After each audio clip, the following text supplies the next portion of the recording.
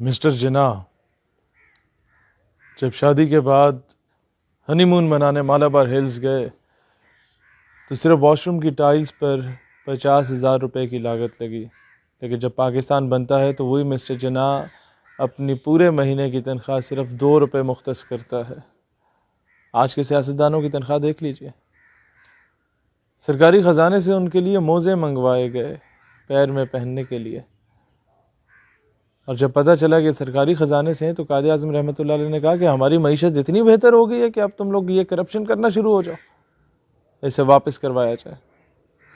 آپ کی بہن محترمہ فاطمہ جناح شہید رحمۃ اللہ علیہ، وہ شہید کیسی ہوئی یہ کہانی پھر سے ہی، لیکن قائد اعظم شہید رحمۃ اللہ علیہ یہ کہانی بھی پھر سے ہی۔ جب انہیں پتہ چلا کہ محترمہ فاطمہ جناح کے دفتر کے لیے ایک کرسی اور ایک میز سرکاری خزانے سے منگوایا گیا ہے تو قائد اعظم رحمۃ اللہ علیہ نے بہت برہمی کا اظہار فرمایا اور کہا کہ سرکاری خزانے سے کبھی ذاتی چیزیں نہیں منگوائی جائیں گی، اور اس کرسی اور میز کو بھی واپس بھجوا دیا گیا۔ اب آتے ہیں روحانی اعتبار سے قائد اعظم رحمۃ اللہ علیہ کا مقام کیا تھا۔ علامہ شبیر احمد عثمانی رحمۃ اللہ علیہ جو قائد اعظم کے بہت بڑے مخالف تھے، انہوں نے ہی قائد اعظم کی نماز جنازہ پڑھائی۔ جب پوچھا گیا کہ جناب آپ تو بہت بڑے مخالف تھے، آپ نے کیوں نماز جنازہ پڑھائی، تو قائد اعظم رحمۃ اللہ علیہ کے بارے میں کہتے ہیں کہ ہاں میں مخالف ضرور تھا، لیکن خواب میں مجھے رسول اللہ علیہ السلام کی زیارت نصیب ہوئی، ساتھ مسٹر جناح موجود تھے، آپ علیہ السلام نے اشارہ کر کے ان کی طرف فرمایا کہ میرا سپاہی ہے، اس سے خیانت نہ کرنا۔ خان آف قلات رحمۃ اللہ علیہ جن کے پاس قائد اعظم کئی مرتبہ گئے کہ آپ پاکستان کی حمایت کریں، وہ تیار نہیں تھے، لیکن اللہ کے فیصلے ہوتے ہیں۔ وہی خان آف قلات سب سے بڑے حامی بنے پاکستان کے۔ جب پوچھا گیا کہ آپ کیوں حامی بنے تو کہتے ہیں خواب میں حضور علیہ السلام کی زیارت نصیب ہوتی ہے اور آپ فرماتے ہیں there is a country which is being made on the name of Islam and you're trying to betray it۔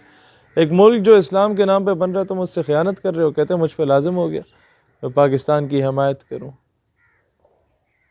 لیکن قائد اعظم رحمۃ اللہ علیہ کی جہاں تک بات ہے تو ہم آج 25 دسمبر کو یہی کہہ سکتے ہیں کہ قائد ہم شرمندہ ہیں۔ جس نظریے پہ آپ نے ملک حاصل کیا تھا وہاں انگریزوں کے کتے نہلانے والے اور ان کی اولادیں قابض رہیں۔ آپ کی بہن کا انتخابی نشان لالٹین ہوا کرتا تھا اور اسی کو ایک کتیا کے گلے میں باندھ کے کراچی کی سڑکوں پہ اور گجرانوالہ کی سڑکوں پہ گھسیٹا گیا اور اس کو محترمہ فاطمہ جناح سے تشبیہ دی گئی۔ کون سی ایسی ننگی گالیاں ہیں جو قائد اعظم کی بہن کو نہیں بکی گئی تھیں جب وہ صدارتی الیکشن میں تھیں؟ یہ سب کہانی پھر سے ہی۔ کون سی ایمبولنس قائد اعظم کو دی گئی تھی اور وہ دولتالے وغیرہ جو آتے تھے اور پوچھا کرتے تھے، اور ایک اور صاحب بھی جو وزیر اعظم رہے جو پوچھا کرتے تھے ڈاکٹر سے کہ قائد اعظم کی صحت کیسی ہے، مائی بردر اس کتاب میں محترمہ لکھتی ہیں جس کتاب پہ پابندی عائد کر دی گئی۔ ڈاکٹر جھڑک دیتا تھا کہ دفع ہو جاؤ، محترمہ کہتی تھی ان کا تو بڑا رول ہے تحریک آزادی میں۔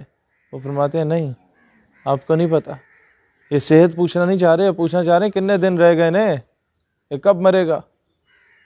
اللہ تعالیٰ پاکستان کو حقیقی معنوں میں آزاد ریاست بنائے، اور قائد سے ہم وعدہ کرتے ہیں کہ انشاءاللہ ہم اس پاکستان کو ایسا ملک بنائیں گے، یہ اپنے فیصلے خود کرے گا، اور پاکستان کو ایک ایسی ریاست بنائیں گے کہ امت مسلمہ کی امیدوں کا مرکز و محور جو تھا وہ شاید اب نہیں رہا، لیکن دوبارہ بنے گا، اور دنیا میں ہونے والے تمام مسلمانوں کے ساتھ جو مظالم ہیں اس کا بدلہ بھی پاکستان لے گا انشاءاللہ تعالی۔ باقی اعلانات جو ہمارے ہیں وہ 6 مہینوں کا انتظار کریں۔ پاکستان ہمیشہ زندہ باد۔